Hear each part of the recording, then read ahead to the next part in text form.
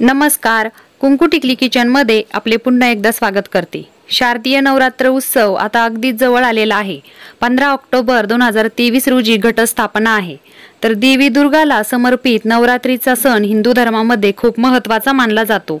या 9 दिवसांमध्ये देवीच्या 9 रूपांची पूजा केली जाते। दरवर्षी अश्विन महिन्यातील शुक्ल पक्ष प्रतिपदा तिथीपासून शारदीय नवरात्रीची सुरुवात होत असते। संपूर्ण 9 दिवस देवी आदिशक्ती जगदंबेची पूजा केली जाते। तर आजच्या व्हिडिओमध्ये आपण बघणार आहोत की नवरात्रीची घटस्थापना कशी केली जाते, घटामध्ये जी सुपारी टाकली जाते त्याचं काय करायचं असतं, त्याचबरोबर आपल्या घरातील जे टाक असते ते आपण घटस्थापनेमध्ये ठेवायचे असतात का, त्याचबरोबर मंगल कलश स्थापन करायचा असतो का, त्याचबरोबर अखंड दिवा कसा तयार करायचा असतो आणि अशा बारीक सारीक खूप साऱ्या टिप्ससह मी आजचा व्हिडिओ तुम्हाला दाखवणार आहे। तर चला व्हिडिओला सुरुवात करूयात। पाट घेतलाय मी सेपरेट आणि त्याच्यावर अशा लाल कलरचं वस्त्र टाकून घेतलेलं आहे। तर सुरुवातीला आपल्याला घटस्थापनेमध्ये गणपतीची स्थापना करायची असते। तर गणपतीच्या स्थापनेसाठी मी जोडीचं खाऊचं पान घेतलेलं आहे, ती मी या ठिकाणी ठेवून घेते। तर जोडीचं खाऊचं पान घेतलेलं आहे मी, त्याच्यावर आपल्याला गणपतीचं प्रतीक म्हणून सुपारी ठेवायची आहे। त्यानंतर या गणपतीला हळद, कुंकू, अक्षदा आणि फुल व्हायचं आहे।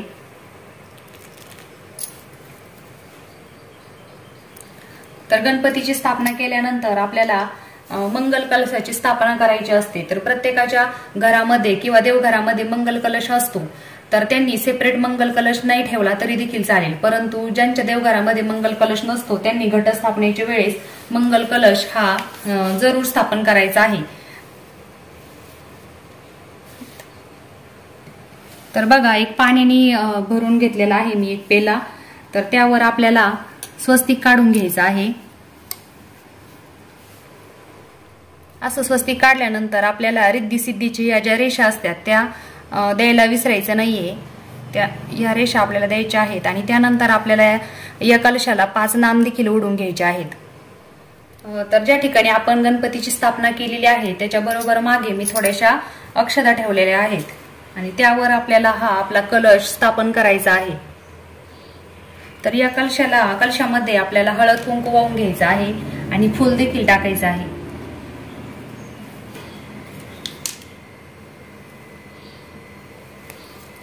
आणि त्यानंतर आपल्याला 5 नागिनीचे पानं म्हणजेच 5 खाऊचे पानं त्या कलशामध्ये ठेवायचं आहे आणि त्यावर आपल्याला नारळ ठेवून घ्यायचा आहे।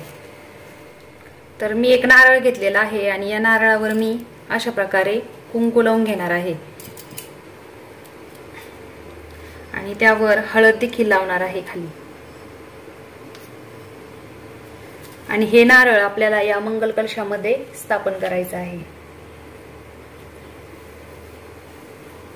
आता या कलशाला पण आपल्याला हळद कुंकू लावायचं आहे आणि त्यानंतर फुल अर्पण करून नमस्कार करायचा आहे।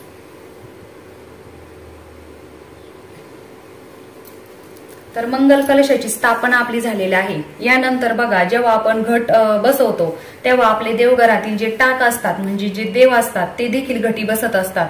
त्यामुळे आपल्याला देवघरातील जे देव असतात ते घटासमोर मांडायचे असतात आणि त्यांची आपल्याला त्या दिवसापासून पूजा करायची नसते, कारण ते देव देखील घटी बसलेले असतात। तर मी या ठिकाणी त्या देवांची स्थापना करून घेणार आहे। तर 5 टाक आहेत माझ्याकडे, तर मी ते 5ही टाक घटी बसवणार आहे। तर 5 विड्याची पानं मी या ठिकाणी ठेवून घेते।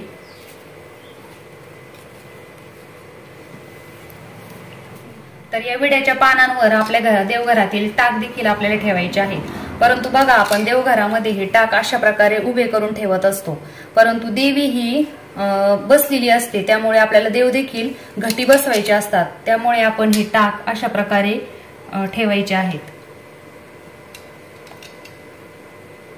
तुमच्याकडे जेवढे टाक असतील ते टाक तुम्ही ठेवायचे आहेत आणि तुमच्याकडे जर टाक नसतील तर कुलदेवता आणि कुलदेवी म्हणून तुमच्याकडे जे फोटो किंवा मूर्ती असतील तर ते तुम्ही ठेवले तरी देखील चालतील। आता आपल्याला या देवांची प्रथम पूजा करून घ्यायची।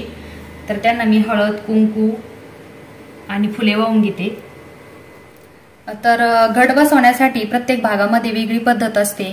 काही ठिकाणी परातीमध्ये घट बसवला जातो, तर काही ठिकाणी ताटामध्ये, तर काही ठिकाणी पंतरवाळीमध्ये बसवला जातो, तर काही ठिकाणी परडीमध्ये बसवला जातो. परंतु आमच्याकडे अशा प्रकारचं भांडं आहे घट बसवण्यासाठी. हे खूप जुनं भांडं आहे, त्यामुळे तुम्हाला व्हिडिओमध्ये ते असं दिसत असेल. आणि आमच्याकडे अशा प्रकारचे भांडे आमच्या गावातील कुंभार मामा बनवून देत असतात, तर त्यांच्याकडूनच आमच्या अक्कांनी बनवून घेतलेलं होतं. तर या भांड्यामध्ये आम्ही दरवर्षी घट बसवत असतो. तर ही वावरी आहे, म्हणजे आमच्या शेतातील माती आहे. तर शहरी भागामध्ये माती ही रेडीमेड तुम्हाला मिळत असेल. तर आता ही वावरी मी आणलेली आहे. तर भांड्यामध्ये मी थोडीशी वावरी अगोदर घेतली. त्यानंतर यामध्ये आपल्याला सप्तधान्य पेरायचे असतात, परंतु मी 5च धान्य घेतलेले आहेत, कारण घटस्थापनेला अजून वेळ आहे. जेव्हा मी घटस्थापनेची वेळी घट बसवणार तेव्हा मी त्यामध्ये सप्तधान्य वापरणार. परंतु आज तुम्हाला दाखवण्यासाठी मी 5 प्रकारची धान्य घेतलेली आहेत. तर मका घेतली, मठ, मूग आणि गहू आणि त्यानंतर हरभरा. तर आता हे आपल्याला एकत्र करून घ्यायचे. तर यामध्ये आणखी सप्तधान्यामध्ये जवस, सातू, करडई, म्हणजे जे धान्य तुम्हाला उपलब्ध होतील ते तुम्ही वापरू शकता. तर अशा प्रकारे आता हे एकत्र केल्यानंतर मी यामध्ये थोडे थोडे टाकून घेते.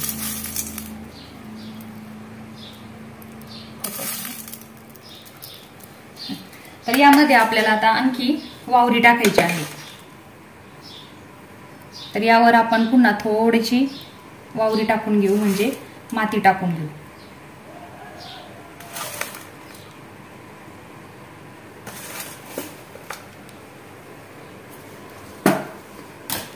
पुन्हा हे राहिलेलं धान्य देखील आपण यामध्ये पेरून देऊ. असं म्हणतात की जे धान्य, म्हणजे यातील जे धान्य जास्त प्रमाणात उगवले जातं किंवा छान उगवले जातं, त्या वर्षी ते पीक खूप जोमाने वाढत असतं, असं शेतकऱ्यांची समजूत आहे. समजूत म्हणण्यापेक्षा ते खरं पण ठरत असतं.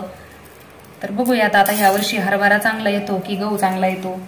तर अशा प्रकारे टाकून घ्यायचं.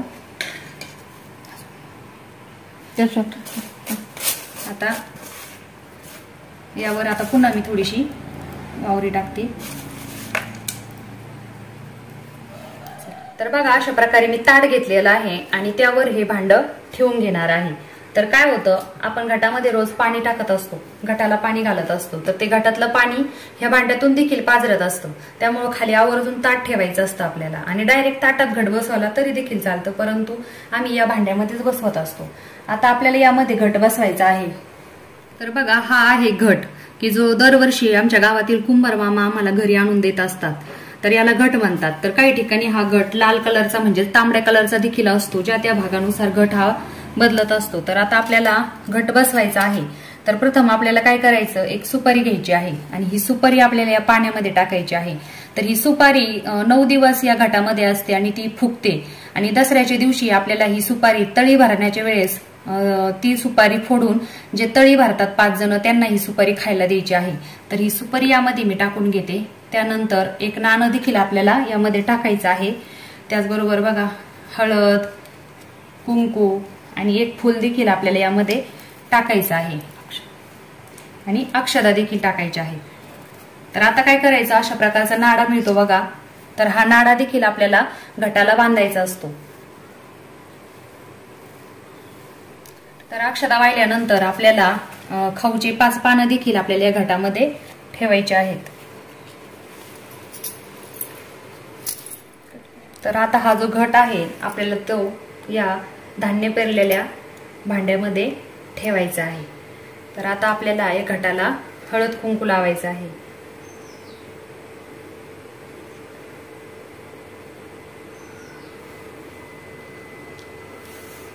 तर आता आपल्याला घटासमोर अखंड दिवा लावायचा असतो, की जो 9 दिवस आपण अखंड तेवत ठेवत असतो.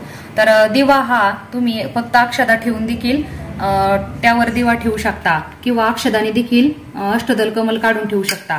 परंतु काय होतं, जेव्हा आपण या ठिकाणी जेव्हा मी या ठिकाणी दिवा ठेवणार आहे आणि तिथे अक्षदाने जर अष्टदल कमल काढलं तर रोजच्या पूजेने ते अष्टदल कमल मोडू शकतं. त्यामुळे आता या प्लेटमध्ये मी कुंकवाच्या मदतीने अष्टदल कमल काढून घेणार आहे आणि त्यामध्ये आपला अखंड दिवा लावणार आहे. तर यामध्ये मी आता काढून घेते अष्टदल कमल. तुम्हाला जर अष्टदल कमल काढायचं नसेल तर तुम्ही फक्त अक्षदा ठेवून देखील दिवा त्यावर ठेवू शकता. ज्याच्या त्याच्या इच्छेनुसार तुम्ही हे गोष्टी करू शकता।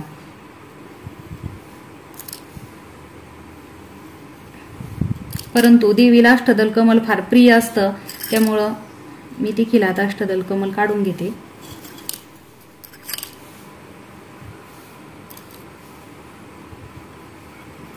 तर बघा, अशा प्रकारे अष्टदल कमल मी या ठिकाणी काढून घेतलेला आहे।